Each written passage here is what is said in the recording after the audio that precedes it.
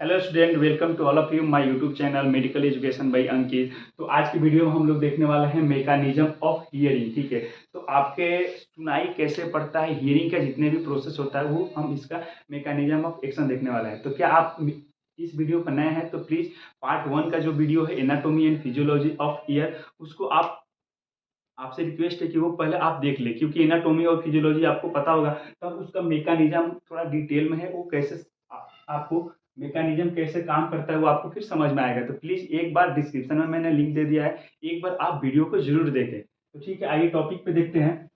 Mechanism of hearing, इसका introduction देखते हैं पहले। ठीक है, the sound wave the sound wave which are the transmitted by the tympanic membrane malus malus and incus cause the movement of stapes. ठीक है, पहले क्या होता है कि साउंड वेव जो आता है, जैसे कि ये एक्सटर्नल ईयर है, एक्सटर्नल ईयर का काम क्या होता है, साउंड को कलेक्ट करता है, और कलेक्ट करके क्या होता है कि ये आगे की तरफ भेजता है तो मिडिल ईयर में भेजता है। ठीक है, और मिडिल ईयर में क्या होता है कि ये टिम्पेनिक मेम्ब्रेन है। ठीक है, टिम्पेनिक मेम्ब्रेन क्या करता है, साउंड को ट्रांसमिट करता है आगे की तरफ। मेलस है, जो कि आपको पहले इसके प्रीवियस वीडियो में डिस्कशन कर चुके हैं डिटेल में। तो ये मेलस बोन है, मेलस के बाद से इनकस है। ठीक है, तो साउंड वेव जो भी ये एक्सटर्नल ईयर जो कलेक्ट करके वो ट्रांसमिट करेगा, तो मेलस और इनकस क्या होगा कि साउंड के प्रेजेंस में क्या होगा कि वो वाइब्रेट होगा। साउंड के प्रेजेंस में क्या होगा कि बोन जो है वो वाइब्रेट होगा, और वाइब्रेट होने के बाद से क्या होगा, ये छोटा जो आप देख रहे हैं स्टेपस बोन, जो अपने बॉडी के सबसे स्मॉलेस्ट बोन है, जो स्टेपस बोन है। ठीक है, तो स्टेपस बोन कैसे जुड़ा हुआ है, फुट प्लेट से जुड़ा हुआ है। ओवल इंडो से जाके फुट प्लेट से वो स्टेपस बोन जो है वो जाकर के जुड़ा हुआ है। ठीक है, उसके बाद से देखते हैं स्टेपस। देखिए, वाइब्रेशन हुआ तो मेलस और इनकस तो वाइब्रेट होगा, साथ में क्या होगा, स्टेपस बोन जो सबसे छोटा बोन है वो मूवमेंट होगा। ठीक है, और मूवमेंट होगा तो क्या होगा, आप यहाँ पे देखिए एरो के मार्क से, this lead to origin of vibration. ठीक है, वो क्या करेगा कि एक तरह का वहां से वाइब्रेशन वो आगे की तरफ कंडक्ट होगा, vibration in the fluid of cochlea. ये जो आप राउंड शेप में देख रही है क्या है, कोक्लिया है, और फ्लूड ऑफ कोक्लिया मीन्स कि कोक्लिया में जो भी फ्लूड है, इंडोलिम आपको उसमें फ्लूड होता है इंडोलिम। अभी इसके बारे में डिटेल में थोड़ा डिटेल करेंगे और डिस्कशन करेंगे। उसके बाद से होता है पेरिलिम।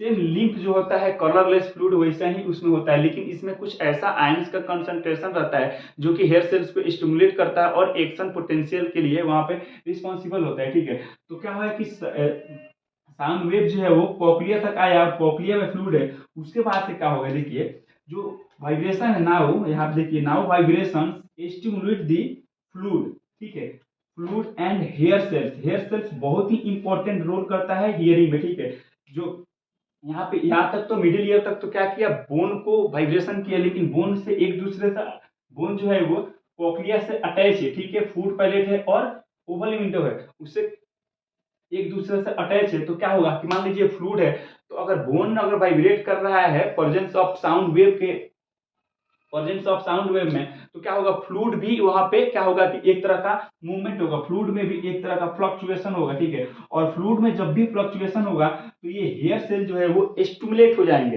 हेयर सेल्स क्या होगा, स्टिमुलेट हो जाएंगे, और हेयर सेल्स स्टिमुलेट हो जाएंगे तो हेयर सेल्स में क्या होता है, आयंस का कंसंट्रेशन बना रहता हुआ। ठीक है, सोडियम और पोटेशियम का, तो वहां से क्या होगा, कॉज दी इलेक्ट्रिकल इंपल्स। और आपको मैं पहले वीडियो में ऑलरेडी बता चुका हूं कि साउंड वेव यहाँ तक क्या मिडिल ईयर तक आया, और इनर ईयर में कोक्लिया के प्रेजेंस में हेयर सेल्स क्या करता है कि स्टिमुलेट करता है, और स्टिमुलेट करने के बाद से क्या होगा कि वहां से इलेक्ट्रिकल इंपल्स में जाके चेंज हो गया। अब इलेक्ट्रिकल इंपल्स में जब चेंज हो गया तो आपको ये वेस्टिबुलर नर्व जो है उसके थ्रू आपको कहा जाएगा, ब्रेन तक जाएगा। तो वही बात है यहाँ पे, auditory impulse, auditory means hearing के लिए होता है, और इंपल्स आपको पता है कि नर्व कंडक्शन या एक्शन पोटेंशियल जो यहाँ से स्टार्ट हो चुका है। ठीक है, कोक्लिया में आकर के नॉर्थ इंपल्स के फॉर्म में वो कन्वर्ट हो चुका है, और कन्वर्ट होने के बाद से क्या होगा, reach to the cerebral cortex. ठीक है, अपने ब्रेन में सेरिब्रल जो कॉर्टेक्स है, ठीक है, सेरिब्रल कॉर्टेक्स में वहां पे पेन के लिए वो रिस्पॉन्सिबल होता है। ठीक है, जैसे कि आप मान लीजिए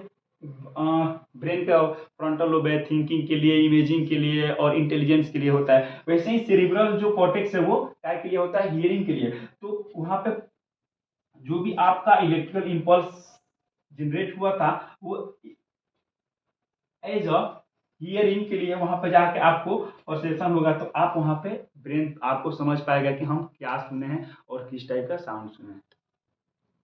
नेक्स्ट पॉइंट है रोल ऑफ एक्सटर्नल ईयर। इसमें क्या करते हैं कि देखिए थ्री थ्री पार्ट्स में डिवाइडेड था, तो सबसे पहले देखते हैं आउटर ईयर का क्या रोल है हियरिंग में, उसके बाद देखेंगे मिडिल ईयर का क्या रोल है, उसके बाद से देखेंगे फाइनली इनर ईयर का क्या रोल है। ठीक है, तो इसमें देखते हैं रोल ऑफ एक्सटर्नल ईयर। ठीक है, यहाँ पे क्या है, it collect the sound wave and transmits into the middle ear. यही बात हम समझाते जा रहे हैं। क्या करता है कि ये एक्सटर्नल ईयर जो है वो साउंड वेव को क्या करता है कि कलेक्ट करता है और ट्रांसमिट करता है मिडिल ईयर में। ठीक है, मिडिल ईयर भी इसमें आगे की तरफ क्या करता है कि साउंड वेव को भेजता है। उसके बाद से है एक्सटर्नल ईयर के बाद से सेकंड नंबर में है रोल ऑफ मिडिल ईयर। ठीक है, एक्सटर्नल ईयर का अपना काम क्या था, साउंड को कलेक्ट किया और आगे भेज दिया। उसके बाद से क्या है मिडिल ईयर का काम क्या है वो देखते हैं। ठीक है, role of tympanic membrane. Tympanic membrane है, टिम्पेनिक मेम्ब्रेन को ईयर ड्रम के नाम से भी जानते हैं। ठीक है, ईयर ड्रम,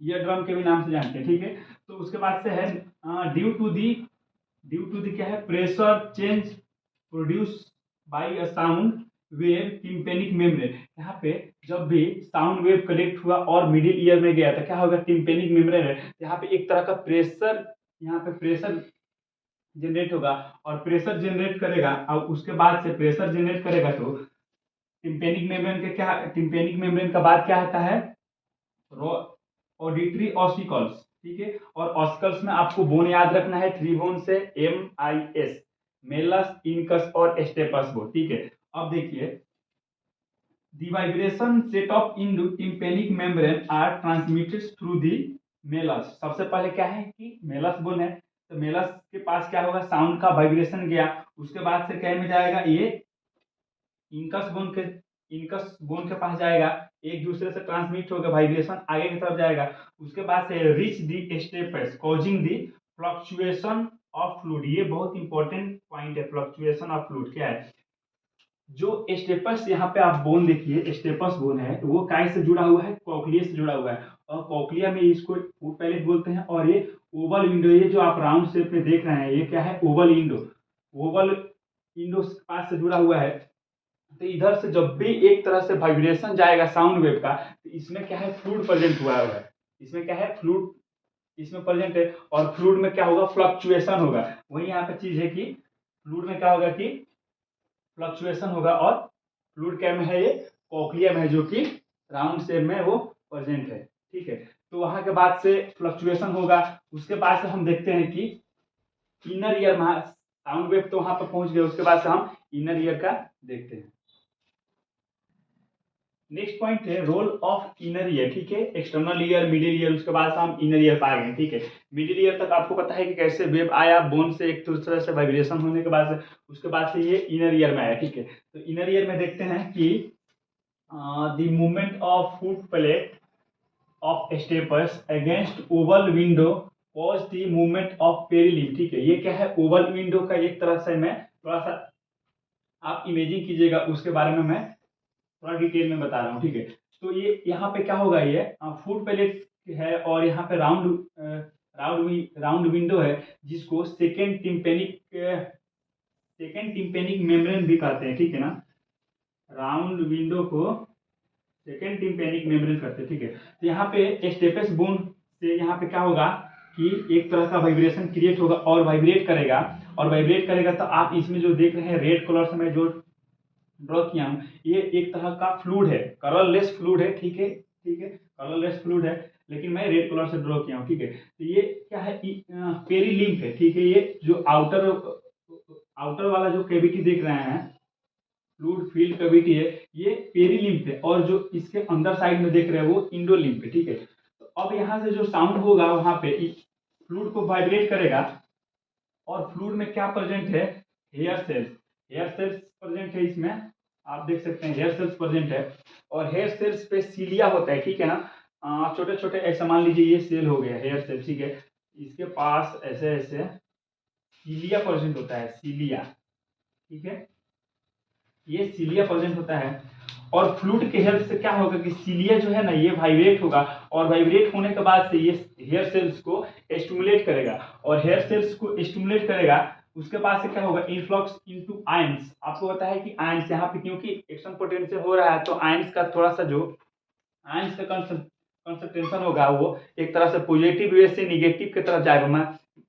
अगर मान लीजिए ये सेल है, अगर इसमें मान लीजिए कि -50 MV माइक्रोवोल्ट इसका चार्ज है, तो एक तरफ से पॉजिटिव जो चार्ज है वो निगेटिव की तरह बढ़ेगा, तभी ये मान लीजिए -50 है, तो फिर इससे आगे बढ़ेगा तो मान लीजिए कि -40 हो जाएगा, फिर -30 हो जाएगा, -30 हो जाएगा, उसके बाद से -20, ऐसे करके ये चार्ज इसका बढ़ेगा, और आपको वेस्टिबुलर नर्व के थ्रू आपको ब्रेन तक हियरिंग का सेंसेशन जाएगा। तो वहीं अब वही चीज है कि यहाँ पे आयंस कंसंट्रेशन है, उसके बाद से this is way mechanical which coming which convert electrical, mechanical wave से वाइब्रेशन हो रहा है, तो बोन एक दूसरे से वाइब्रेट हो रहे हैं, ठीक है, बोन और एक दूसरे से बहुत हल्के में टकराते भी हैं, तो एक तरह से क्या है, मैकेनिकल है। और उसके बाद से मैकेनिकल के बाद है इलेक्ट्रिकल करंट, ठीक है, इलेक्ट्रिकल करंट के फॉर्म में वो एक्सचेंज होगा, किसके हेल्प से होगा, हेयर सेल्स के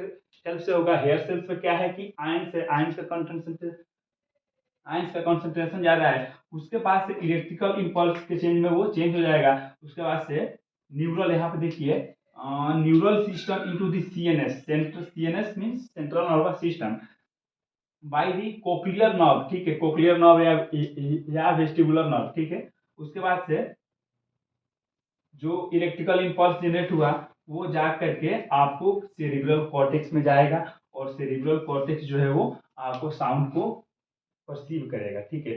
तो आज के वीडियो में हम लोगों ने देखा मैकेनिज्म ऑफ हियरिंग, ठीक है, हियरिंग में एक्सटर्नल ईयर में क्या रोल है, मिडिल ईयर में क्या है, और इनर ईयर में एक एक करके ऑर्गन के द्वारा हम लोगों ने देख लिया कि क्या उसका रोल एंड रिस्पॉन्सिबिलिटी है।